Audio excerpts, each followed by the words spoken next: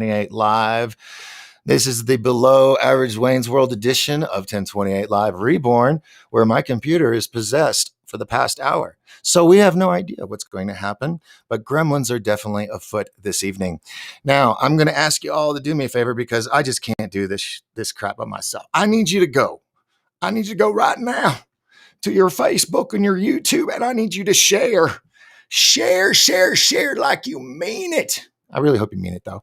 And, subscribe, hit the little notification bell, be kind of cool. Love you forever. Mean it. I'm going to bring in, we got, let's see. Woo, wait. Hold on. We got double sound. That way I've got, the Book of the Face here on YouTube, and I need to open up a YouTube channel so I can watch over on the YouTubes and chat with my tubers over there. So I'm going to do that real quick. 1028 Productions. That's where you go on YouTube, 1028 Productions. And there we go. Hit and enter. I'm going to go to the little dude in suit and tie, hit the live button, and then try to hit the sound button really quick so it doesn't echo. And boom, sound button, click. And then I'm going to hit the like button. That's a little thumbs up, dude. So if you want to do that too, I appreciate it. We already got 6 right now. I'm ecstatic about that. And then right next to it is that little share button. You click that, you hit the share button, pass that on over to Facebook so people can watch, because we got a cool show tonight. And that's all you got to touch there. Don't have to touch any more buttons. Just don't touch the red button. All right. So we got people. Oh, wow. So the restream, we're doing restream tonight. Hence, I'm not on the ship. I'm back on the earth, on firm ground, whatever. And so we're going to pray to God that this works. So far, I've got some Facebook messages in here from Audrey. Hello. Brandon Thomas is here. True Soldier. How's it going? Terry Reesing and Michael Haskins and Bob M from YouTube. So thank you very much. I think this works. I might not have to do both screens. So let me, or you guys see, what do you guys see? You seeing what I'm seeing? You get to see what I see. That's awesome on the side. So I don't have to, that's awesome. I'm checking off little, boxes on the, the settings and don't know what I'm doing. So that's cool. So yeah, so behave. I got my moderators out there that are like lay down the law, so my little sheriffs out there. So if you write something, it's going to pop up there. And if it shows that it got deleted, people are going to know, oh, he said something he shouldn't have said. But I don't know, I'm feeling really sassy and a little ornery tonight. Don't have a medicine and haven't eaten my blood sugars. I don't know where, because I don't have a way to read that stuff. And I'm feeling saucy tonight. So I don't know, the spirit of Robin Williams may visit today. I don't know. He does it randomly. What do we got going on over here? So everybody's, chatting. So it's saying hello. All right, cool. That means I don't have to do 2 different windows. It's all right here in front of me. That's awesome. So tonight we're going to be talking about UFOs and UFO conferences, and then maybe some more UFOs. But we're going to start it off with, yes, I know I don't like doing the news, but this is kind of a big thing in the news. I'm not going to tell you where I stand or where I think you stand. You just tell me, you believe what you want to believe. That's cool. You think what you want to think. But I want to show you guys this. So I'm going to go over to, where do I need to go to, this little doohickey over here. Now, this is Fox News. We got, you normally have the Fair Use Act thing play before, but I had to go streamline tonight. So Fair Use Act, law thing, mabob, look it up. I can play this. So there. All right. So right now I'm going to share with you guys what happened. I think it was 2 days ago, and it totally slipped by me. I wonder why. Maybe it slipped by a lot of people. Check it out. I am ending the statewide mask mandate. Wait, where's the volume? Can you guys even hear this? The governor of Texas saying state mandates are no longer needed. Greg Abbott saying that requirement among a host of others is the closest a major state, a big state, any state for that matter, has gone back to its pre-pandemic past. Critics of the governor are saying he is moving too soon. All right. I'm not going to play it all because I don't want to get flagged for going over like 60 seconds. But basically, in a nutshell, the governor of Texas told his entire state, all businesses 100% open 100%, like full capacity if they want. No mask mandate. You can wear masks if you want, but there's no mandate. And so that's kind of big. Florida kind of was, led the charge on that. A lot of people have different stances on that. We're not going to get into that tonight. I'm just reporting that, hey, that happened. There you go. All right. So tonight we're going to be talking about the Sedona conference that I'm going to be speaking at. And we're going to have the gentleman that's co-producer of the event, Michael O. Sedona, who is going to be joining us in just a second. And if anybody would like to call in, you can. The studio line is 928 368 7929. That's 928 368 7929. Oh, shoot. Can you guys even hear me? Hold on. Let me get rid of this. Boom. At least you see me. So let me do that again. Michael O. Sedona. He's the co-founder of the event that I meant to do this too. Screen share. Let's see. Screen share. Where's the screen share? Here it is. Let me go through this real quick. And then I'm going to bring him in. This is the Sedona UFO Sightings Conference, March 13th and 14th. It'll be located at 135 Shrine Road in Sedona. And it's everything UFO, ET related, authors, researchers, experiencers, vendors, groups, UFO tour, live music, food, and surprises. And here is the coolest, most badass thing about this event, ladies and gentlemen. Admission is free. Yes, my favorite four-letter F word, free. And I'll be there. So I was told that I could sell or get, what's the word? Market anything I want in my little booth and everything. And we're going to talk with him about what I think I would like to do, but I'm going to get his okay or approval on it first. So we'll do that live in front of everybody. So let me just get that out of the way. Oh, wait. Well, okay. Let me show this because I'm going to have his screen up and it'll cover it up. So let me just get this out of the way. Suzanne Ross will be there from 10 to 11. We'll talk about all these guests. Tom Dongo, Jeff Willis, some bald dude, Lori D. Wheeler, and Dwayne Onlinger. I hope I'm saying some of these names. If I say these wrong, I hope Michael will correct me. And then, of course, Michael O. Sedona, who is joining us right now, ladies and see, my phone does it. It always bings at the right moment. It's angels. They're angels. Michael. Oh, wait. Hold on. Where am I? Nope. Let me turn this off. Turn that one off. Turn that off. There we are. Now we're together. And we got the chat room next to us so we can read questions. So how are you tonight, Michael? Oh, I'm doing fine, but Mr. Seven over here, you can bring wire strippers. That's the only kind. Yeah. So glad to see you, Doc. How's things hanging today? Oh, well, we're a little late. Had those technical issues. I'm sorry about that. Normally it goes pretty good, but gremlins, they're around. But just Especially so you know, the digital. Yep. Yeah. And just so you know, we've got some people from around the world. We got Dave Dennis from Australia. He's here all the time. Love my Dave Dennis. Can't wait to go visit him in Australia. And I think there was one other. We got Terry Reesing, JR, Bob M, True Soldier, Brandon Thomas, and Audrey, and Stargate Traveler with Pyramid 7 as well, joining us tonight. And so, Glenda. Hi, Glenda. Sorry. And Ashley, you guys just popped up there. And Renee Cruz. So tonight, I want to talk about, well, who are you? So everybody knows what it is you do, which is really, I think, pretty awesome. And all about your event that you got coming up and the guests. Well, it's the first time that I've had an opportunity to put my own conference together. Usually I end up going to Alien Con or Dimensions of Disclosure or Disclosure Con, even, as you recall, last time you had that there.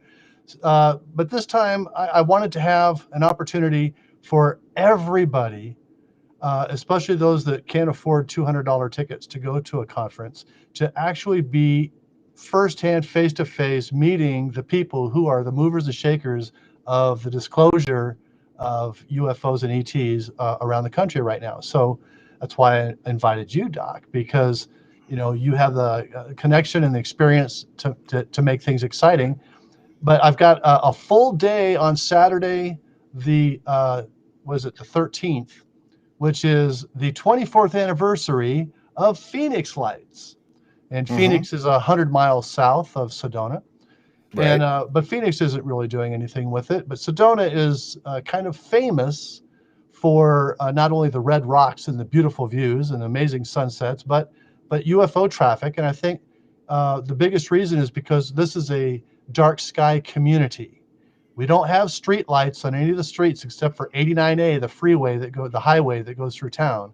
Mhm. It's dark everywhere, and so most nights you can see the Magellanic Cloud, for instance, of the Milky Way galaxy. So through the third generation night vision, there's 100 to 200 times more stars that you see, and Mhm. therefore we can see $20 trillion of our secret space program. It's now called Space Force. Yes. Now, you have the really cool big toys. I give you that. And I can't wait to try them out.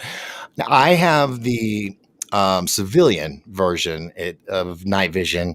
It's called the Psionics, and it's full color, Mm-hmm. and it's the first generation of it. And it was my first time to truly look through night vision scope. It was actually at the very first time was at the UFO conference in Phoenix 2 years ago. Oh, Mm-hmm. you were there, weren't Yep. you? Yep. Yeah, and they had the night vision, and I had talked to the guys at Psionics, and it's really cool. But I know you've got the real high tech stuff that can. I am just Yeah, these are can't wait to do the it. current military ground troop issue Hmm. Generation 3 PVS 7 Omni 6 auto gated $3,500 goggles that we use, and on my tour everybody gets their own, so you don't have to share. But at the conference, I think this has only been done one other time. I'm going to be going outside with the night vision, and airdropping was coming through my goggle onto a 130-inch video wall while everybody is inside where it's comfy in their chairs watching the traffic as it happens in real time. See, and that. Once I go with you and I see how you got all this set up, I'm definitely coming home and I'm doing some wiring. And I mean, I only have the first generation of the Psionics. They have another one that's a lot more high definition. But like you said, what you can see is you said like 200 times more. I'll be looking with my eyes. Of course, don't have the best eyes anymore, but you look up, you may see a few stars. But when you pull up, an infrared or night vision scope and look, it's like they multiply, and then you see cluster. There's Right. this one cluster I love looking at because it's so faint, but you're like, that's bigger than one star, Yep. and you look, and it's a cluster of stars way out there.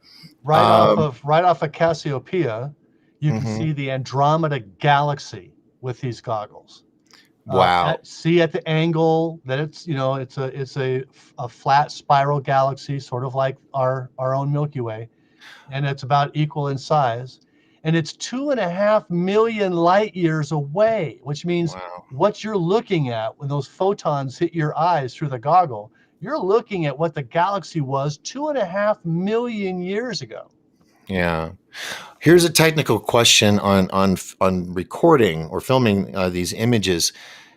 If you were to take, for example, the lens and you put it at the back of a telescope, would you still have the ability to see those light layers that you would without having it go through a telescope, or does the telescope diffuse things and The you're help going to just the magnification has to go in front of the lens.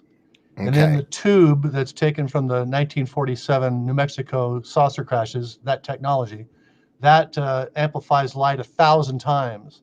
So you put your magnifier in front, and the tube's behind that, and then it goes through the prisms to reach your eyes in stereo. So technically, looking through, I wish I meant to have my Sonics here just so I had like a display. So you have your telescope, you take this and you stick it there, or you put the telescope at the back of it Your telescope would go in front, in and your front. That's goggle okay. would That's have what to I thought. line up with it. And that's a Yeah. problem, is because the ocular lens on a telescope is very, very small, 5 millimeters, 3 millimeters, depending on the magnification.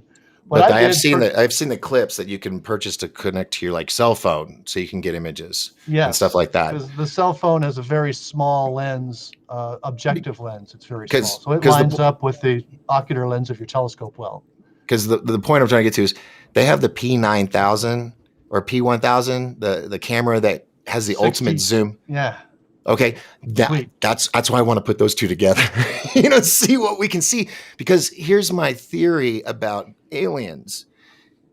People always describe them as big black eyes, right? Like just huge Not the ones pupil. I met, but go ahead. Well, I want to hear about the ones you met, but this is just my theory that I've had since I was a kid, that the pupils of their eyes are so huge, like a lens on a telescope. It's not the length of the lens, it's the width of the lens to allow the more light in, so you can see, deeper into dimensions.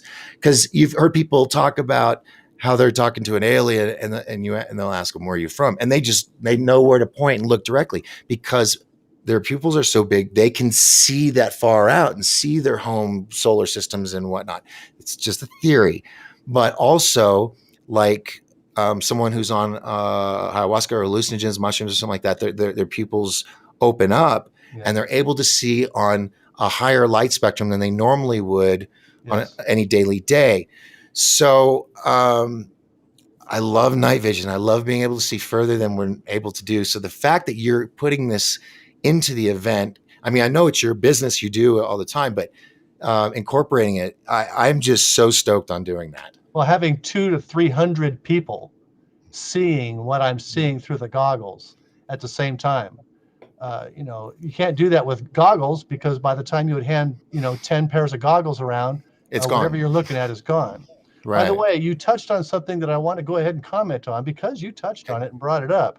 Okay. I have a first, in July of 2001, I'm a first-hand contactee with 3 8-foot, very white, slightly blue extraterrestrials.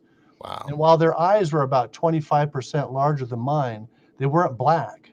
They were very powdery blue with a white center. Interesting. And they informed me with a visual that they were from the Crux constellation, the Southern Cross. Didn't tell me what star, didn't tell me what planet, but they definitely made very clear that they were from the Southern Cross constellation. And that's a constellation that we're aware of. That's basically the Southern Hemisphere's version of our North Star, because it points to the south. Yeah, I'm waiting for that moment that someone will talk about a star system, and then we're getting a call from the high ups going, three people on the planet know about that constellation. How'd you hear about it?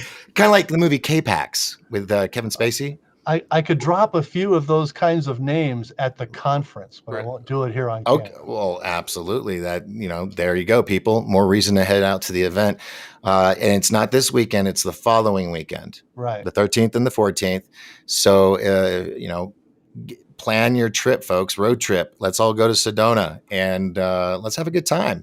What could go wrong in Sedona, right? It's beautiful. Right. Yeah. It's a love and peaceful place. I don't know how anybody could get riled up in Sedona. I don't think you hear about bar fights in Sedona. No, and it's 10 minutes from end to end, so there's no time for road rage. Right. Yeah, I think I've seen one traffic jam. It was because there was a little bit of an accident in one of the roundabouts, but it's a beautiful place.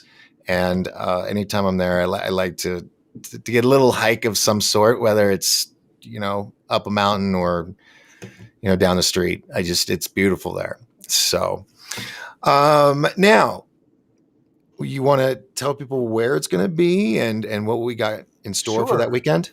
It's a 2-day event. The first day is open at about 9 o'clock in the morning. The first speaker is at 10. Everybody gets 55 minutes, so it's an hour of time for each speaker coming in and out. We're booked from 10 in the morning till 6 at night on speakers with a lunch break. Lunch is being available by Moondog's Pizza, which is the best, coolest pizza place in Sedona. Yum. The event is up on Airport Mesa, which is interesting because when I first got my pilot's license in 1982, I used to fly from the Phoenix area up to Sedona just to sit in the restaurant and watch the red rocks change as the sun moved across the sky. Oh yeah. And the town has changed a lot since 1982, I can tell you. But up on top of Airport Mesa, which means you get there by Airport Road, is this big building that we have got available for us to do this conference.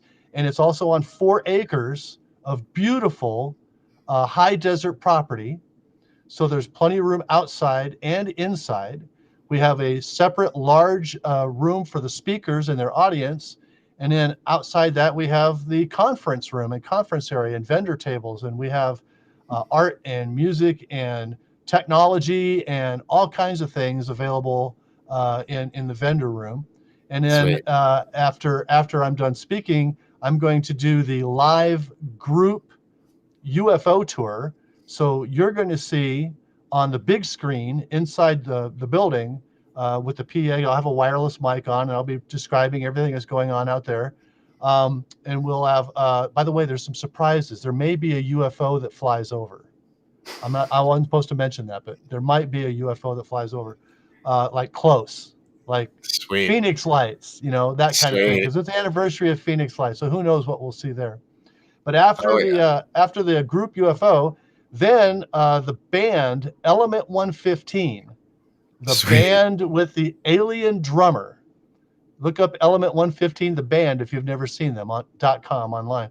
The band, we opened up for the Alan Parsons and War show at Roswell UFO Festival in 2007. Wow. And then we headlined the whole 3-day event in 2008, and we live streamed our concert in 2008, mind you. Australia, Russia, Japan, all kinds of people were watching that. Wow. So that band is coming out. They haven't performed in 11 years. That band's coming out to do a great little concert. And then I have a band called One, where I play every instrument and utilize the video wall for all my background players and background vocalists, which are all versions of me. And we're going to be doing a classic rock dance because you know what? We've been locked up long enough. It's time to have some fun. Oh yeah, absolutely. Yep. Absolutely. Dude, I'm kind of stoked. And then on Sunday, okay, and there's vending all day with all this amazing technology and jewelry and all kinds of things that'll be there for vending. And Sunday from 10 o'clock to 2 o'clock, and I'm not sure exactly how lunch will break or whatever, all of us speakers and experiencers and researchers will be sharing a conference table, and we'll be able to ask each other questions while the audience listens. And then we open it up for the audience to ask any of us anything that they want to ask. Not that they'll necessarily get an answer, but they can ask. Yeah, dude, that's awesome. That's awesome. I mean, and it's free admission. I mean, I think there might be a $5 parking, right? Yeah. And then, to get a slice of pizza in a water or a soda, it might be $5.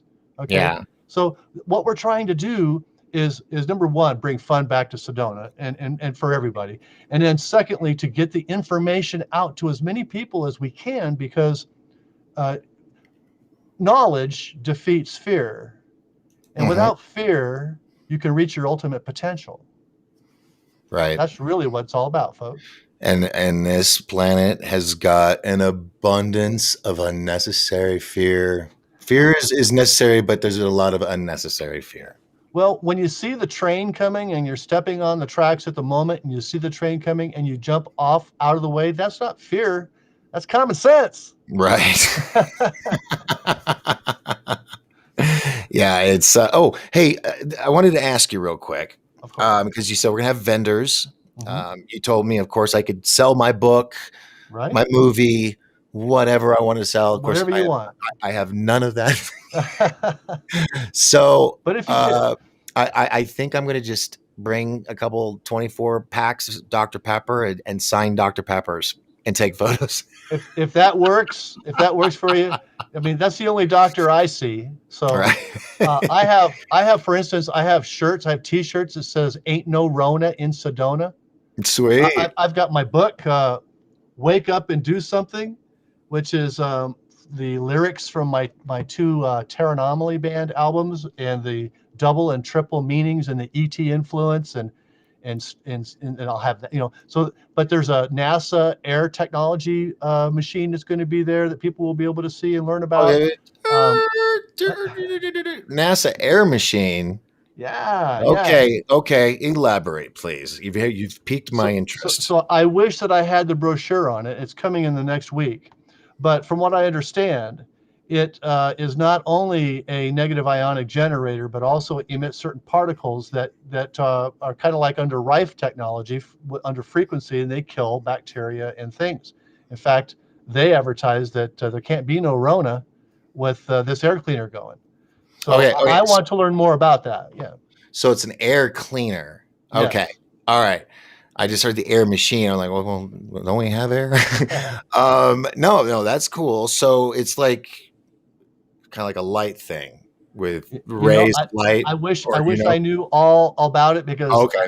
I wouldn't have brought it up if I knew I was going to go into detail. Oh But no. It's there's, okay. We'll have to figure it out. At the event. That we'll discover it there. you see this wonderful, awesome. Oh, is he going to be This there? kind of art. Yes, John will be there. Oh, I love John. So John's amazing. these he didn't know that he was making antennas for people until Right. I, a missile systems engineer and satellite Wait. engineer, I saw it and I said, wait a minute. Why are you making 800 gigahertz to 800 megahertz to 2 gigahertz antenna for people? And he said, Mhm. what?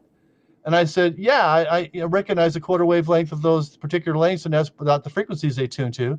And then I realized when we started touring together that I could match people's frequencies, because I'm a sensitive. I could match people's frequencies to the individual amulets that these are. And then Okay. people have dreams and visions and all kinds of things because they're in tune. Wow. Okay, because John had those at Disclosure Con, Right. and I was just trying to make sure I had enough to cover all the expenses. Because if I had more, I wanted to like spend. That's what I like to do. If I make my money and I got profit, I'll go around every booth and I would buy something. I didn't have that much money Share this the time, wealth. I've but certainly bought books. yeah. Oh yeah. I love getting books but John's jewelry, folks, if you haven't seen his stuff, I don't know the website off the top of my head right now, but if you can get to Sedona and see this stuff, bring a couple bucks because it's going to be worth it.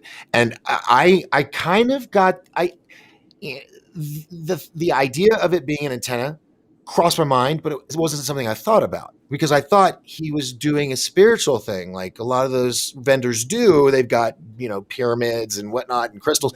They're trying to tune it. So I didn't even think of asking until you mentioned it. I'm like, and John didn't even know that he was doing that until I think it was 2 years ago. We got together at Cosmic Awakening conference in Sedona, and that's the first time that I knew he did jewelry, but I didn't really look at it closely. And as I was standing over the case, because we were sharing a booth, as I was standing over the case looking at these things, my electronics mind kicked in and I realized what's going on. And I said, now you have to make one for me, because now I know what it is and I need this particular frequency. And so I got this little tiny diamond here and this azul awesome Wow. stone right here. I actually have, oh my God, this all makes sense now. Hold on one sec. Wait, hold on. All right. Well, I'm going to tell people that his name is John Ferris, and you can find that out on Facebook. Just look up John Ferris, Farris, not like a Ferris wheel, but like Ferris Bueller's Day Off. John Ferris. And the jewelry is just, and he's making things all the time.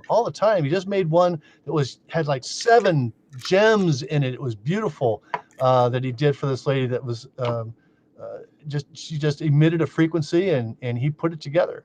You should have seen what Kesha. John and I were at the American Music Awards last year, and we hung some of these around some pretty big famous stars' necks, and Kesha was one of them. And I happened to clear to catch video because you have to have permission with my iPad of him putting it around her neck. And when she looked at the camera as that was going around her neck, it was just priceless. Wow. Yeah. Well, because you said what you said, and I didn't get to show this to John when he came, to Disclosure Con, and Where's looking for flashlight? Crumbs. Do I not? I don't. I By thought the I way, had. rumor has it that John might be making some ET related jewelry for this event. So Well, yeah. Let me see if I can.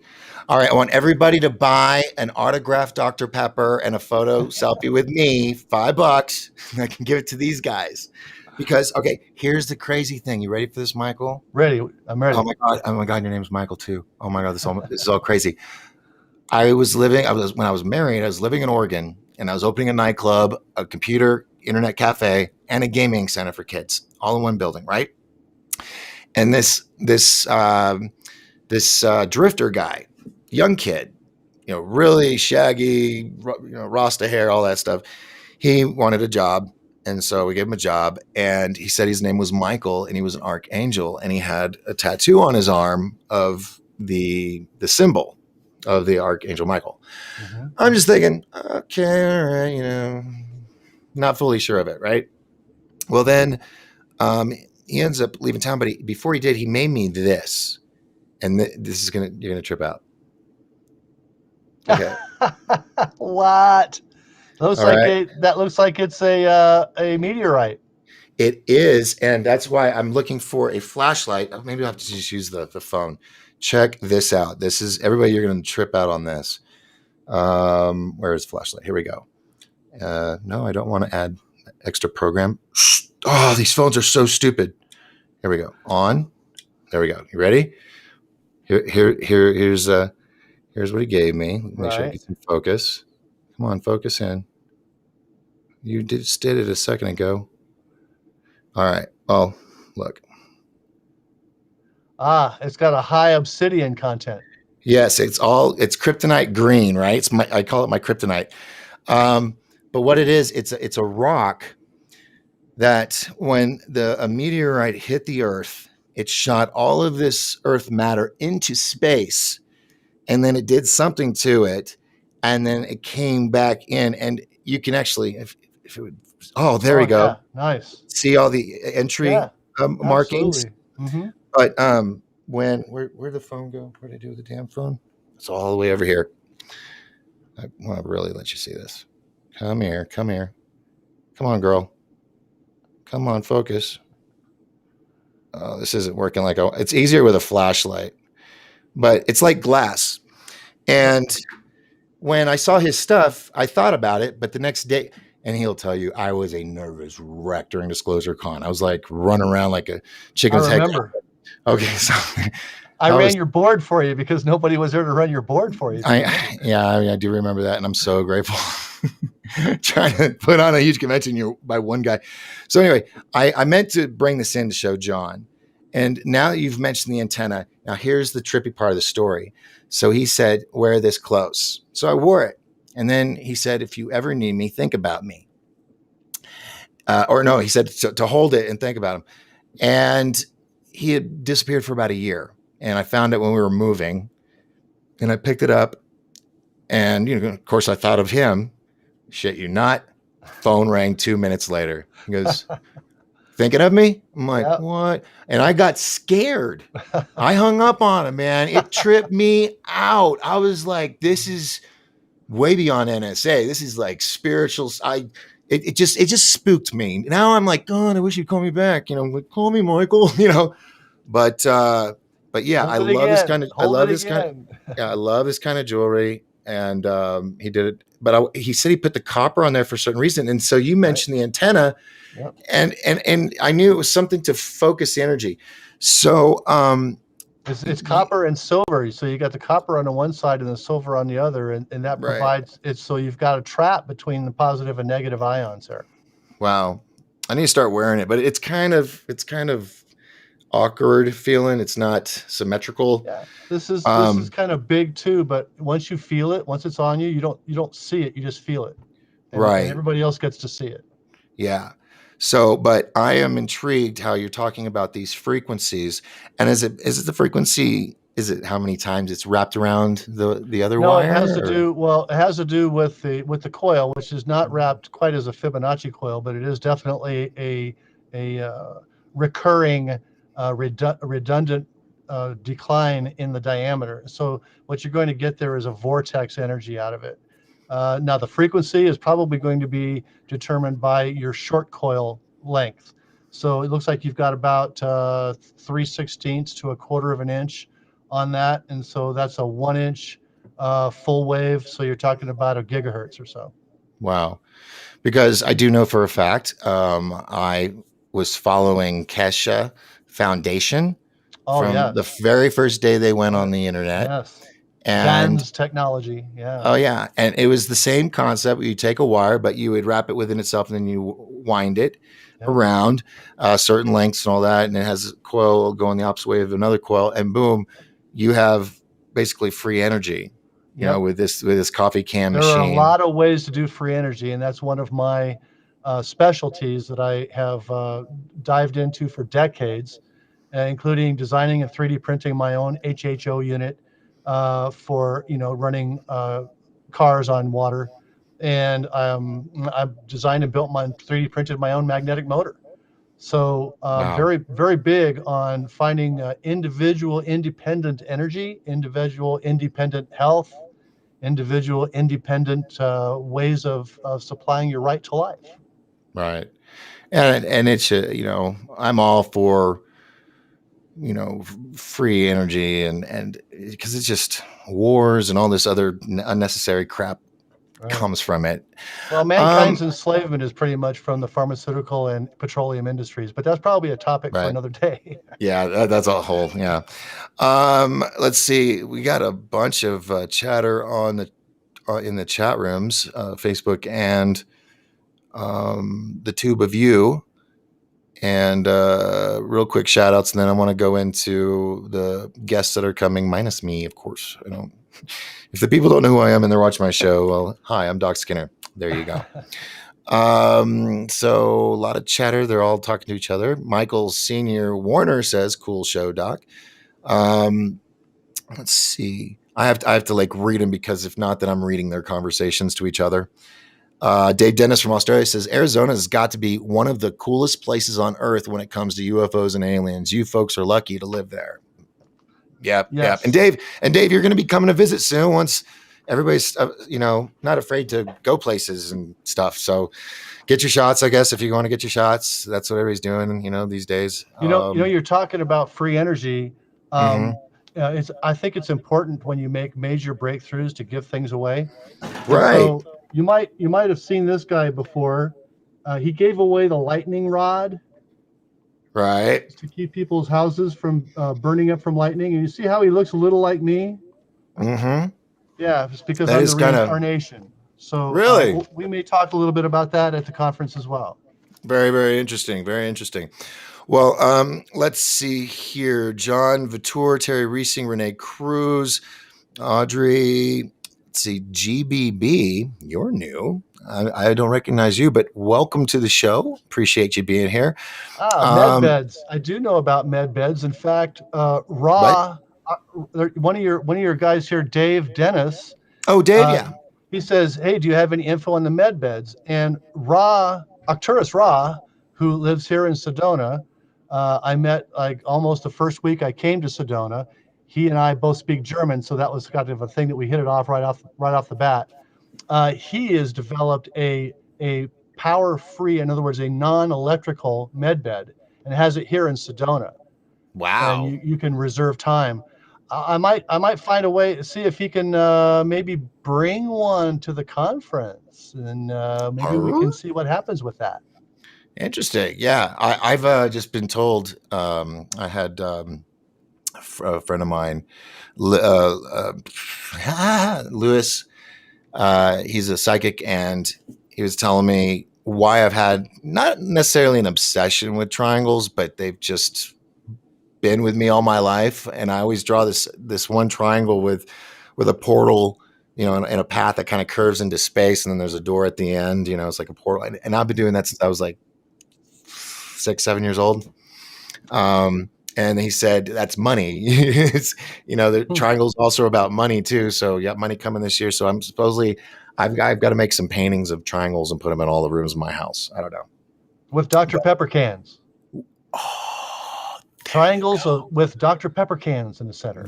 There you go. There you know. go. I like it though. I mean, I'm a fan of Dr. Pepper. I just wish they were a fan of me and sponsor me. That'd make life a lot easier. Okay. All right. So we said our hellos. Dave's You're there. welcome, Valeria and the Mac, talking about third phase of moon energy. Yep. We are building some energy over there. Let's talk about, on Saturday is when the guests are going to be speaking. And the first one you have is probably one of the most sweetest women. That's a ball of light. And I just adore her immensely. It's Suzanne Ross. Yes, and Suzanne, we first bumped into each other at your conference. As a matter of fact, she was late, and I had to kind of fill time until she showed up, as you recall. Oh my God, that's right. That's right. So Suzanne lives about 30 miles from me, and we had lunch the other day, and she showed me one of her books it's called Wake Up. And my book is called Wake Up and Do Something. And so already we're talking about, on similar paths. And so I knew she had to be at the conference. Yeah. No, she's awesome. Great lady. I'm glad that all worked out. And those that don't know, she's the founder of the SciSpy.tv network, and she has a lot of shows. And one of them is with I'm totally tongue-tied. I mean, I'm like, the words are tied before I even can speak them. It's crazy. Antarctica, because it's a hard word for me to say. Antarctica by Sail with Brad Olson, which is one of the series on SciSpy.tv. And it's 22 episodes. And why am I pumping it? Well, because Brad's my friend. And two, because I produced and directed the episode and did all the editing and all that fun stuff. I didn't get to go, but I got to edit it. So go check it out. It's really, really awesome. You'll probably hear more about it when she's speaking. And she's an author, written a whole bunch of things. She does spiritual work with people. She's awesome. Also, next one you have is Tom Dongo.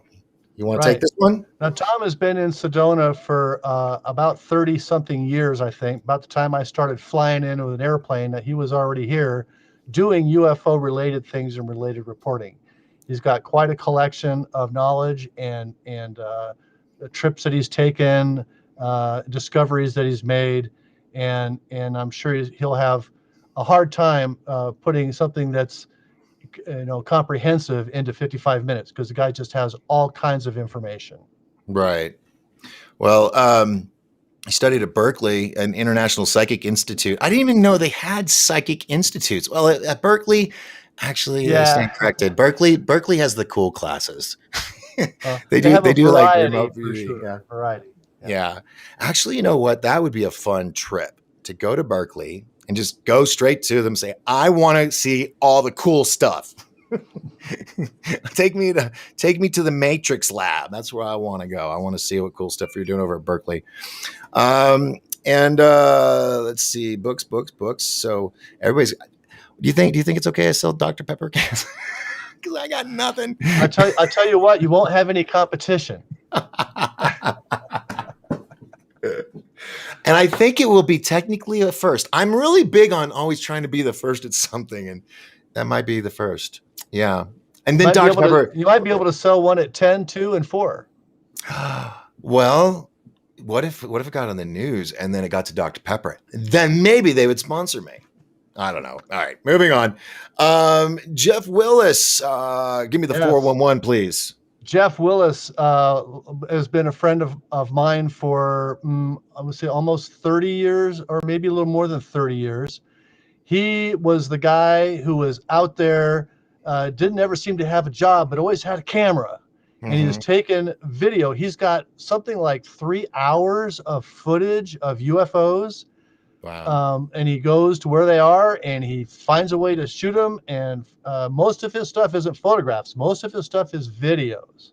Wow. During Phoenix Lights, he was one of the people in our network when we all got notified that the ships were flying in. By the way, Phoenix Lights wasn't just a boomerang. It was 42 craft.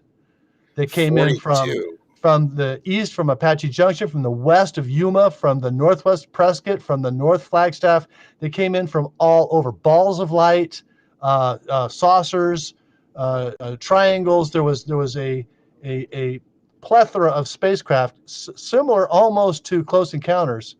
Wow. But the focus was on the absolutely huge boomerang ship, which the next night the military dropped flares over South Mountain and tried to say that that's what it was. But Yeah, because I knew that there was also incidences the night before as well, in certain areas. well, they all met at South Mountain, and South Mountain's real name is Sierra Estrella, Mountain of the Stars.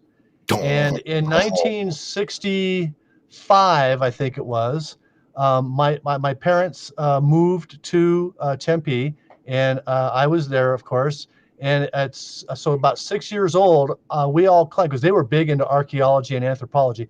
So we climbed South Mountain, and I saw petroglyphs of spirals and ship-shaped things and unusual shaped people that they were being drawn. So I think that probably the Sinawa or Anasazi, whatever was living there at the time, that they just wrote what they saw, and so I think the South Mountain's been a portal for probably more than 700 years.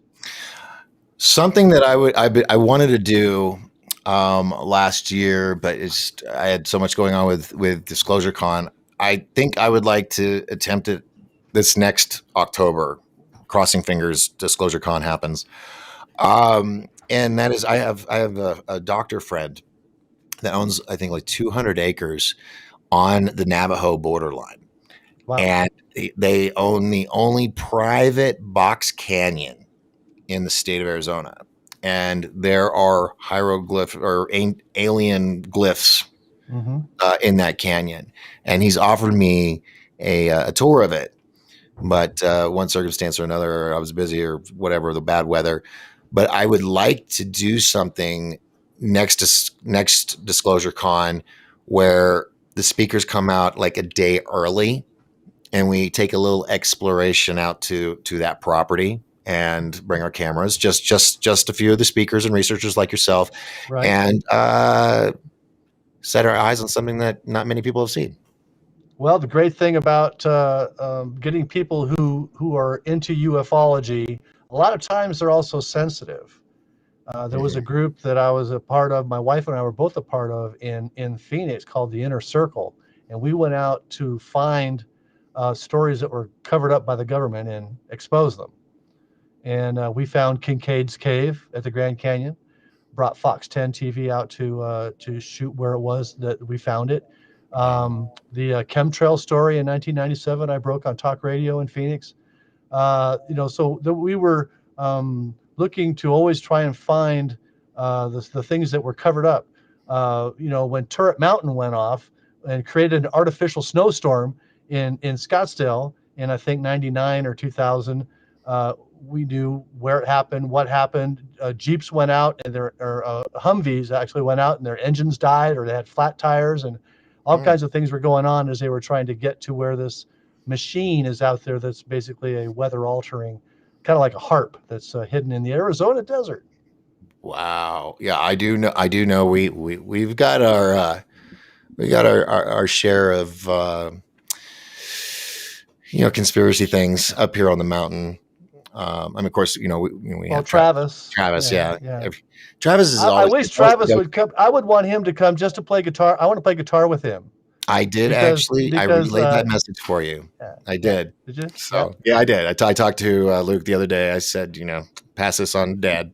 So hey, guess what? We just received 100 messages so far with this show. So thank you everybody for jumping in the chat room and chatting. Now, Dave Dennis had a question. Says, or was it a question? No, it was a comment. No, there was somebody new, and I wanted to make sure I got them. Jay Breezy 007.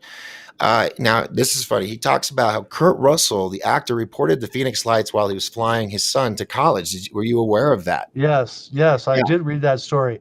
He was the only one that saw it from the air that talked about it, apparently. Well, it talked about, yes, because my father, who flew for Southwest Airlines, was coming into harbor when that happened, and he didn't talk much after that about that. But They like to uh, keep their jobs as pilots. That's really what it boils down to, unfortunately. yeah, yeah, when he was alive, I mean, he told me about one time how he was offered a job, paid real good. And I said, well, why didn't you take it? He goes, because it's, you go fly for 2 weeks and you get 2 weeks off. But if you don't come back from that 2 weeks, nobody knows where you were. I'm like, oh, well, yeah, stay with Southwest Airlines, Dad. So, Not a bad gig. Yeah. Being an ATP. Yeah. Right. And while I'm sorry, I'm fiddling right now, but I wanted to also show you this one real quick. And that's spooky. His mouth too. Wait, yeah, wait, hold on. It's like a microscope going the opposite way. But damn it, there we go. Yeah, this is my little alien, dude. A snake head and an alien head all in one. Right, and it's it's a rock. But anyway, so I was fiddling with that. I was like, I'm going to show him. All right, so so we talked about your friend, and then Jeff Willis. He's the one with all the cool footage. He was also on. This is what was cool. I talked about this on the. I've been pumping every night on the show, by the way, about this, talking about the people. So that's why I'm like, did I already read his bio? No, or was that last night?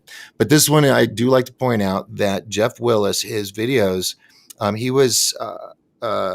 He was co-creator of UFO Road Trip, which became the History Channel show UFO Hunters. Right. And his footage has been featured in many programs, including the History Channel's Ancient Aliens, Disney's Race to Witch Mountain, which I think that's pretty freaking cool. I want to go back and watch to see what it was that he threw in there. And the fact that he's got to work with Dan Aykroyd's on my wish list for guests. I'm just going to say that right now. But he got to be on Dan Aykroyd's Unplugged on UFO and many other things. So that's pretty cool. If I was ready to do the file share, I would show you a picture of Dan Aykroyd holding my Element 115 band's music video case, because he and I had a chance to meet about 10 years ago. Sweet. Yeah, I really would just be honored to have him on the air. I mean, I've had some celebrities on my shows, but that would be one of the gems in my cap kind of thing, to just talk with him. I mean, I jumped up giddy like a little schoolgirl with a camera in my hand, filming Jim Goodall in my living room or my dining room. And Jim's on the phone, speakerphone with Bob Lazar. And he's like, yeah, we're recording this thing for this video for Third Phase. I'm hanging out with my friend Doc Skinner. And I'm like, oh my God, Bob Lazar heard my name, So anyway, where were we going? I got all distracted with that. There you go. Have you seen the new? This is where I got the idea for the name of the band, Element 115. And if anybody looks up element115theband.com, you can see our alien drummer and my lovely wife on bass and the whole band. It was really a really fun time. But we got the idea because of this video right here. Right. That's awesome. Have you seen the new movie? I was one of the people that got to see the preview. Sweet. Yeah. All right. Let's see. Okay. GBB says it's so bizarre that there are over 7 billion people on this planet, and well, I think there's more than that, but yeah. No, he's right. Yeah, 7 billion. It should be like 7.5 or something.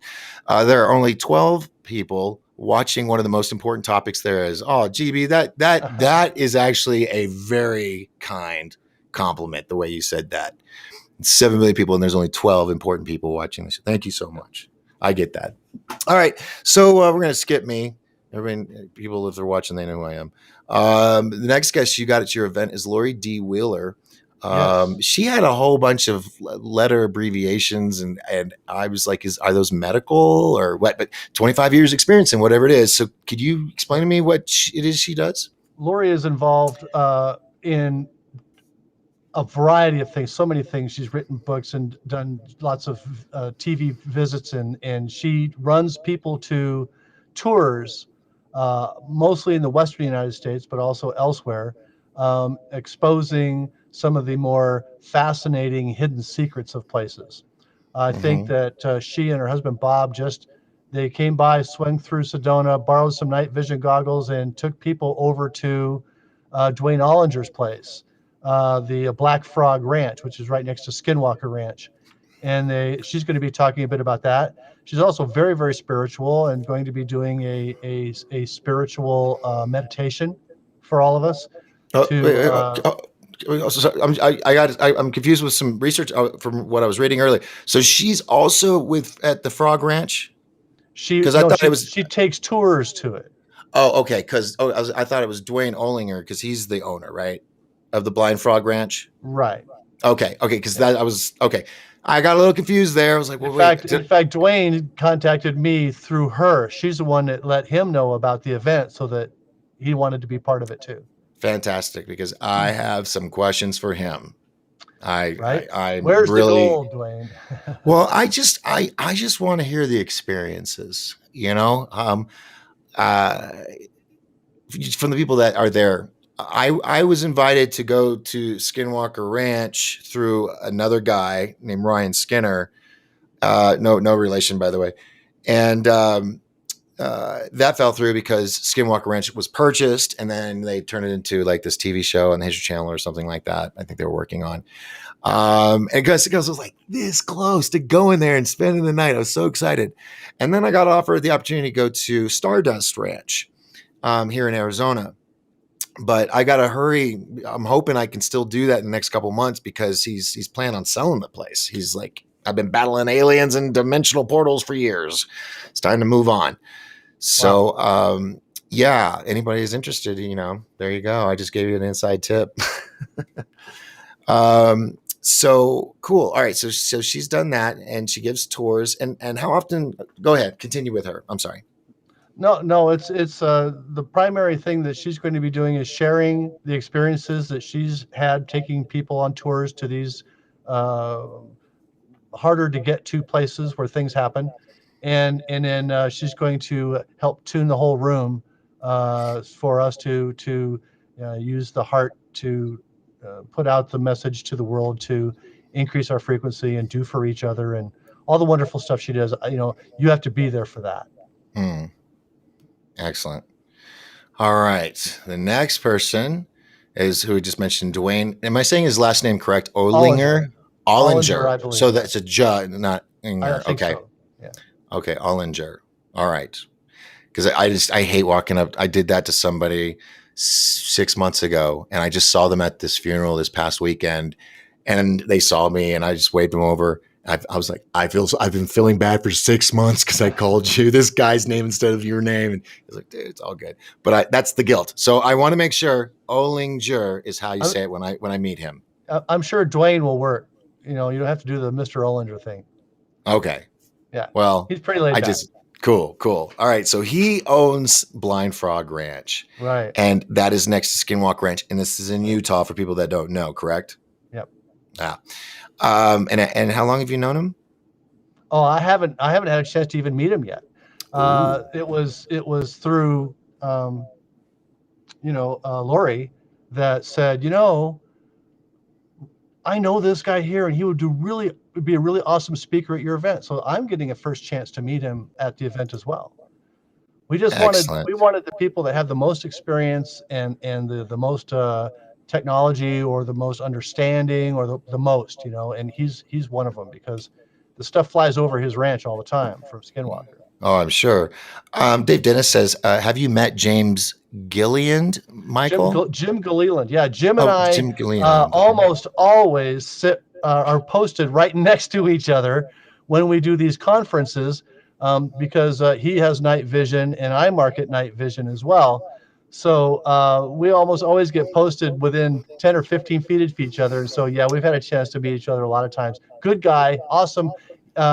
His tour is different than mine in many aspects, but one of them is that it's further out and away from other electromagnetic and energetic influences. So where I take people out on tour, maybe 50 or 60 feet away, there may be some people there that are not part of our tour and are not part of our energy.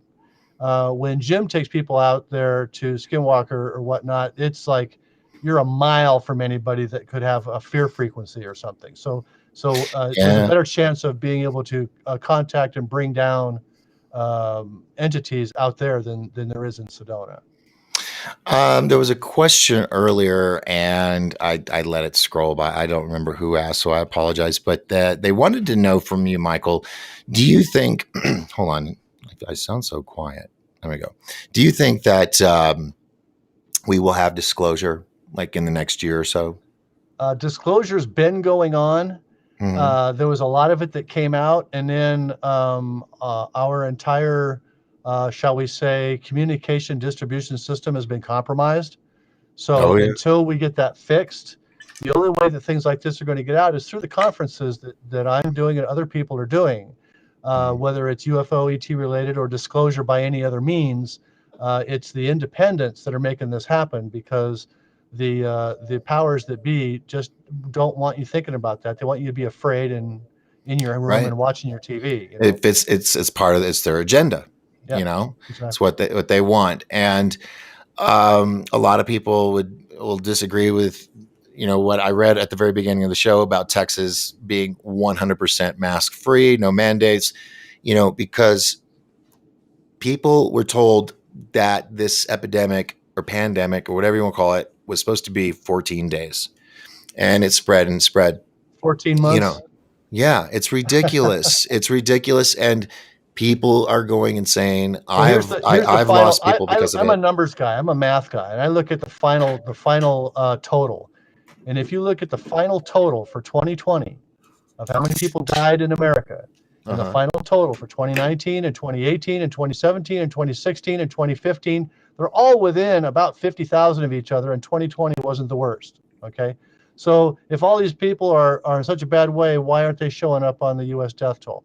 So my thing is, look, we've gotten sick, every 5 to 10 years with some sort of flu bug or thing, right? And we get Yeah. over it 3 days later. So it's really not, unless you're 85 and you're suffering from emphysema and cancer, and this happens to be the bad thing. It could be a flu, it could be a common cold, it could be an infected tooth. All kinds of things could kill people. Yeah. And for example, I don't want to go into too much more time on this, but in 2019 there were 400. No, there was 40,000. Was it no 44,000 deaths from the flu? Officially, this last year, 409 people died from the flu. Give me Hmm. a break. Yeah. Next. Well, yeah, that can be a whole other show, but we're getting up to the end point here in a minute. But let's see. I really do. I've always said I asked that question because that's what was asked in the chat room. No, it's But all good. I've always known that disclosure has always been happening, but it's the intensity has increased over the years through media, through entertainment, books, storytelling, whatever, to where there's this huge massive fear. So something like this is great, getting people together and like you said, using the heart energy to help heal this world. Yeah. And the fact that somebody close by that's living in fear, that's out in the middle desert by themselves, where they got 4 masks on and a biochemo suit. Okay, yes, that energy is a little too much, in my opinion. My Yeah. opinion, folks. Okay, um, Well, and it's certainly, just looking at it purely scientifically, mathematically, metaphysically, having that energy congealing with energies of people who are in sync trying to do something like bring down an entity, an ET entity, it throws distortion. It's like it's supposed to be a clean signal, but somebody turned the Marshall up to 10. yeah, It's just distorted, and you can't achieve what you want to achieve. yeah. Well, I mean, yeah, that's so true. And what it makes me think of is, have you seen the movie The Celestine Prophecy? Oh yeah, read the book Okay. twice and saw the Oh movie. yeah, yeah. It's one of the few movie/books that both read them both and more than once, gave them as gifts. I used to Yeah, buy the Prophecy, Celestine Prophecy DVD and like give them away, right. um, because I always I'm a visual person and I don't see auras. Okay, on the norm, but I can visualize in my mind the aura of people, like a dog can look at somebody and know if they're good or bad, right? Yeah. Right. I kind of have that ability too. I just don't see the cool rainbow colors around the person. It's like I just know. And it's kept me out of a lot of trouble and, possibly, end of my life in certain Believe your cases. gut. Believe your Right. gut because it's telling you. Yeah. Right. So, where was I going with this? Oh yeah. So the fact in the movie, the Celestine Prophecy, you see the new guy. He's at this South American, not resort, but like a sabbatical place, like up in the jungle, right? Mm-hmm. A meditation place, and he's that city folk guy, right? It's you learn that when you move to a mountain from being in the city all your life, and you move to the mountain, it's a whole other world, right? Yes. And so here he is at this it's a metaphysical place, home, retreat, metaphysical retreat. There you go. That sounds good. And he sees this beautiful woman who's one of the characters in the film or the story. And she's sitting there just reading. And she has this beautiful, I don't remember what color, but it was a beautiful aura around her. And he goes up trying to be, Rico Suave. And you see, this the first time in my life that I was like, finally, someone could show what I feel in me when I'm with people. You see his aura encompassing her, like engulfing her, Mm-hmm. and she's retreating, and her aura is standing back. It was the craziest thing. And then it made me think about emotional vampires. People that love, and I was one of these people, Michael. I mean, when I lived in the city in Texas, and that's why I was like, I got to get away. It makes you these horrific people, short-tempered, ill-willed, always in a rush. Everything's about you, blah, blah, blah, blah, blah, in a concrete jungle.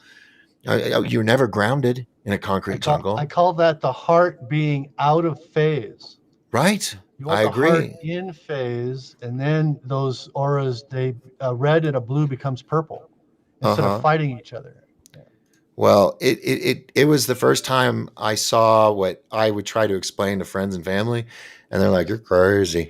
Like, somebody else gets it. And so, yeah, I always make it an effort now that when I'm around people, because I was a very overbearing person. I mean, like, I'm in charge. I was a control freak. Very nice guy, but that was one of my issues. And I was, I don't know, have you ever gotten really angry, Michael? Like past the red line where there's like point of no return. You've crossed the line, kind of. Have you ever been there? Well, the one real fight I got into in my life was I got so angry that I was walking through a Jack in a Box patio, and that was nighttime, and this girl was at a table, and these three guys were at another table, and they were making very rude comments, Mm-hmm. and I just couldn't hold it any longer, and I looked over, I said, stop saying that stuff, and of course then they decided they were going to get all macho, and Mm-hmm. without going into much detail, at that age, I think I had already gotten my third or fourth black belt. The three of them were laying on the ground because they did stupid things, and there was a cop there because it was a high school. There was a nearby high school homecoming that was going on, Mm-hmm. and this cop walked over to me and he said, "Did you do that?" As he's pointing to these guys that are laying on the ground. And I said, "Yeah, they were being very rude to this girl." And he put his hand on my shoulder. He said, "I've been waiting all night for somebody to do that." That's awesome. So yeah, I have been pushed there, but it's very difficult because I'm a student of Sun Tzu, and I think that the way that you win a battle is to have that person fighting at your back, protecting you as you're protecting them at the end of the day. So Right. Yeah. Well, I unfortunately wasn't a very Zen individual. And where I was trying to go with this, with the whole energy, and this is why I'm really excited about what you guys are going to be doing, because I was the bad guy in some cases. Okay. And I've learned to get rid of that bad guy.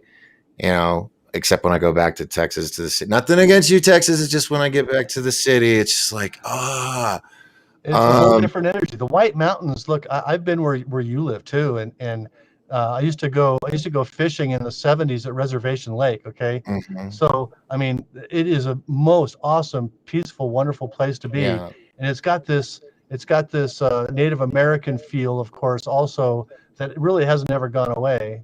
It's Hmm. like when Paul Revere and the Raiders sang "Indian Nation." I thought of White Mountains. You know, Yeah. so when you go from there to the city, it's a whole different set of frequencies. It's a whole different amplitude. It's a whole Yeah. different Yeah. Yeah. phase of That's everything. that's where I'm trying to get to is when I'm there, I get I just get so angry so quick, so easily. And I notice it now. But when I lived there, me and my whole family, everybody I knew, that's how we all were. High strung, everything's an issue. Everybody's always screaming and hollering. And it was just, I'm like, I was one of these people. And everything has to be done in 1 minute. I know. Yeah. Everything's, and so I realized when I moved after living here for a while that I was one of these assholes that would come in and lose my shit probably over something stupid. But because I made that scene, it's like, whatever, go pass the red line, the point of no return. It's like, might as well go all out, right? So you go out and start breaking stuff, or your face gets all demon and the veins are popping in your forehead, and That's so and not good and for your it, soul. it is so not. Yeah, I know, but I'm saying this is how it used to be, and but here's the kicker. A lot of people go, why do people act like that? Okay, I'm going to tell a lot of you a secret that some of you may not know about people that have anger issues, and then you may think of them as a emotional vampire. There is a point when you cross that red line, and I'm speaking from experience, okay, personal experience, so it's not bullshit. You get to a point where you're so angry that if you do that emotional vampire where you're like hovering over somebody and yelling at them and going, "You're an idiot," there's something about it that's like a high. Okay. And a lot of people don't realize that there's like a runner can have a runner's high. And when you are, it's kind of like you see in the movies when the wizard is going, zzz, and they're like draining the life force out of somebody. It's real. And I think, Mike, am I wrong on saying that? There is a reality to No, this. there's the certainly if people know about Baal or Moloch, Mm-hmm. certainly this goes back a long, long time, especially with children, and that's Scaring where them to get the to the get the adrenochrome. right. Well, yeah, exactly, and And that's actually why monsters, why you always see them, instead of just eating the after person, kids, yeah, they always growl in their face because it's yeah, getting their emotion and their not vibe, their energy to that frequency. yeah. Keep going, keep going. I love this stuff. I'm sorry I'm talking, but they've been things I've wanted to say for a long, long time. I've just never had that opportunity. Well, there was a interesting maneuver that happened a couple of years ago on Wilshire Boulevard in Los Angeles at midnight, where a hazmat dressed team came down and went into the producer's building and pulled out some boxes and vials and computers. And my intel is that was Adrenochrome Distribution Center that Wow. was And hit. that's the They thing is, landed the helicopters on frickin' Wilshire Boulevard between the palm trees. mhm. Blackhawks. Yeah, I've Yeah, seen that video. Yeah. And I have been told they even saved a couple kids, supposedly, not just boxes, but yeah, there's so much out there. And yeah. the people that say that the slavery and the child, all that underground stuff doesn't happen.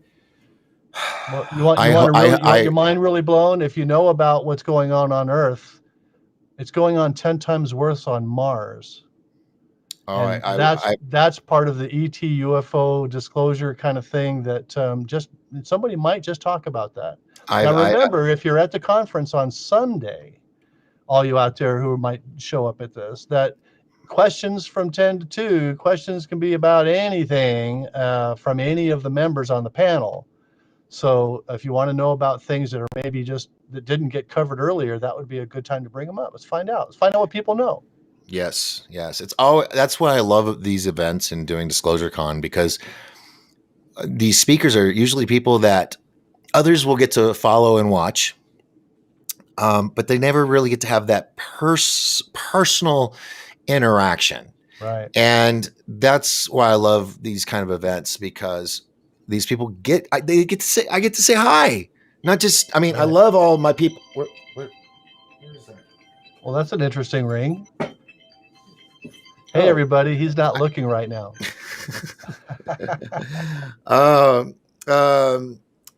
Yes, okay. Dave, you're absolutely right. Loosh is the frequency, the energetic frequency that's put out from fear. And that's as this last group who was in power was breaking down the child trafficking circles and freeing the children, they counteracted on a global scale with this fake-demic to create fear everywhere. A little fear everywhere is as powerful as a lot of fear in a few places. Right. So all this fear that was created created Loosh, because certain entities are starving because we've been taking away their source of food. Yeah.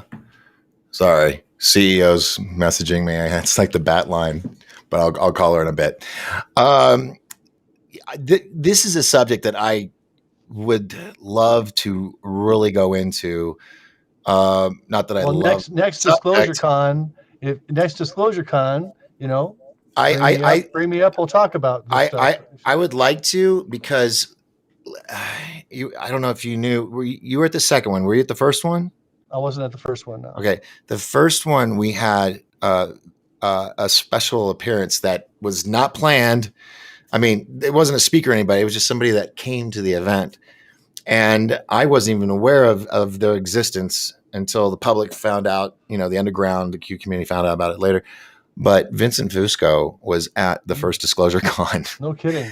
And he was checking out the 4 foot by 6 foot Q map that we had done by Dylan Monroe. Right. And then last year at Disclosure Con, the second one, we had the Buffalo head guy from the Capitol building. Right.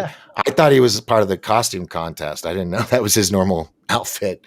Who knew? So I know. So it's like what he's spying on, what exactly he's gathering, what data he's gathering. Yeah, I always leave an empty table at Disclosure Con somewhere for the NSA and the CIA. I don't want them to think that they're not welcome, because I know they're going to be there. Give them a chair. They got to sit down. They're on their feet all day. I'll tell you something. The second most important piece of information that I got from the download, my face-to-face download with the 3 ETs, is this translation. Now, everything was given to me visually, and I translated it into English. It goes like this. There's no such thing as a benevolent species. There's no such thing as a malevolent species. There's good and bad in all groups, all species, all organizations, all colors of people, all sizes of people, all dogs and cats. There's good ones and bad ones, that and levels of good and bad in all of them. So you have to not judge anybody or anything based on what they look like, where they've been, or what country they came from, what religion they are. You have to look at the deeds that they specifically do. And you'll find sometimes just the most amazing, wonderful person when your mind, the first thing it wants to do is shut it off. But the cognitive dissonance. Yeah. Well, sir. About that time? I mean, we're a little bit past it, but that's okay. We started a little late anyway.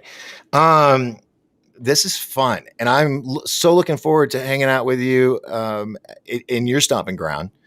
You came to my insanity. Now I'm going to come to your serenity in Sedona. Yes, running a conference, a serenity. Oh yeah, I wish. Maybe senility. We'll try to hold on to our senility. There you go. Wait, senility. Does that mean we're crazy or not crazy? I say the wrong word sometimes. But that shows everybody I don't have a teleprompter.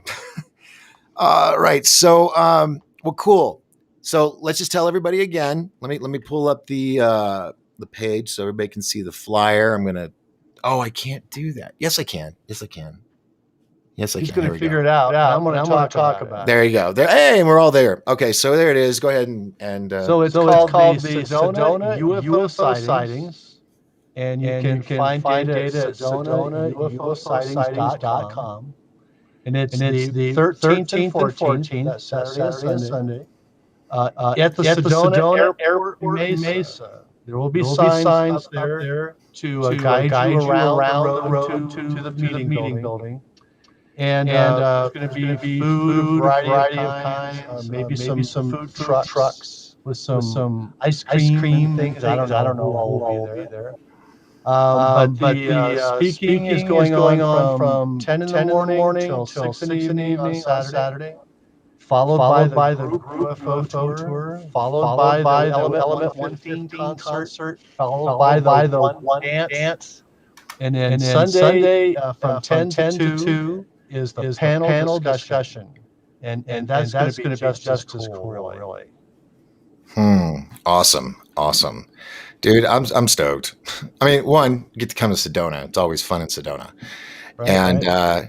I'm looking forward to playing with your toys. I can't wait to see what real night vision looks like. You know, I'm really, really stoked about that. And to see what happens and what might come across our skies that night. Oh, and I did want to ask this. I don't know if we're going to have Wi-Fi out there or not. If not, it's cool. I can record, but I would like to maybe during the day, you know, when people aren't speaking, if they want to stop by for like 5 minutes and do a little interview with them, if that's cool. I'm going to have a step and repeat with a green screen.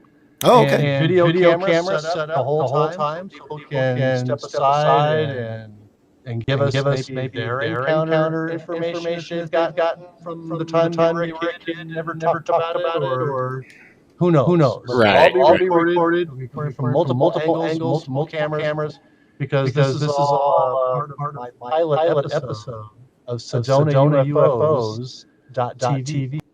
Awesome sauce. Well, I just realized I just put everybody watching the show into infinity with the camera. Sorry about that. So I'm looking forward to seeing all of you that can make it to Sedona, not this weekend, the following weekend, 13th, 14th.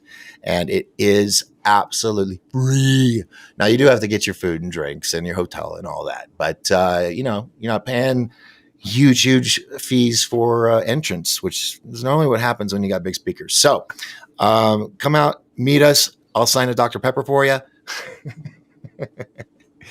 And yeah, we'll have some fun. Also, real quick, who was it that just said this?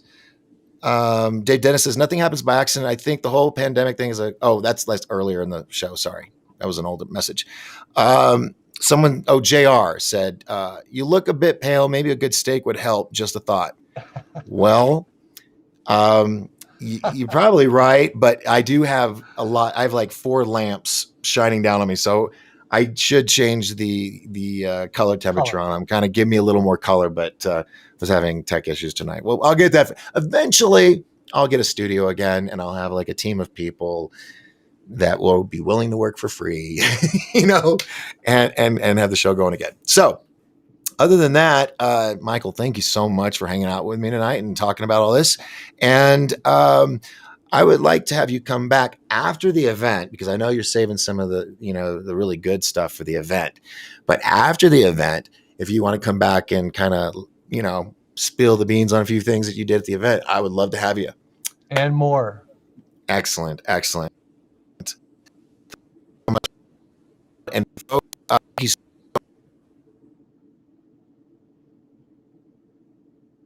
so much for hanging out, and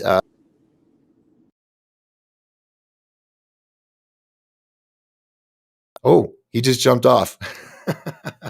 Okay. So anyway, I want to say thanks to Michael Sedona for dropping in tonight and putting this event together, because I'm really excited. I normally have to put them on, so it's kind of nice someone else to do it and asking me to come. I'm really stoked about that. So I hope to see as many of you as possible there, not this weekend, but next weekend in Sedona. And I want to meet a lot of you. I want to physically shake your hand, say hello, how are you? Because we need human contact. I do. I'm just saying it right now. So everybody that's in the chat room, thank you so much for hanging out with us tonight. Chris Furness, hello. JR, hello. Terry's always so faithful. Thank you so much, dear. GBB. Hey, all of us should look at the sky. Oh, of course, we should. I'm actually going to go outside here in a minute with my psionics just to kind of take a scan of the sky. Also, remember, folks. I don't have I had all these cool videos and transitions all set up, and I'm not using that system. So I just have to say goodnight. But before I do, you know me, king of long goodbyes. So let's get it going. My name is Doc Skinner, and this is 1028 Live Reborn. Broadcasting from my bunker here in the beautiful White Mountains of Arizona in these United States, as of still, thank God, on this big round planet we call Earth. Sorry, flat earthers. Traveling and hurtling through space, chasing a gigantic ball of fire through the cosmos. Until next time, my friends worldwide, this is Doc Skinner saying good night. And remember, as long as we all lift each other up, we'll what? That's right. We will all rise together. Good night, everybody. Doc Skinner, I'm out looking for the end button. Here it is. Ciao, bella.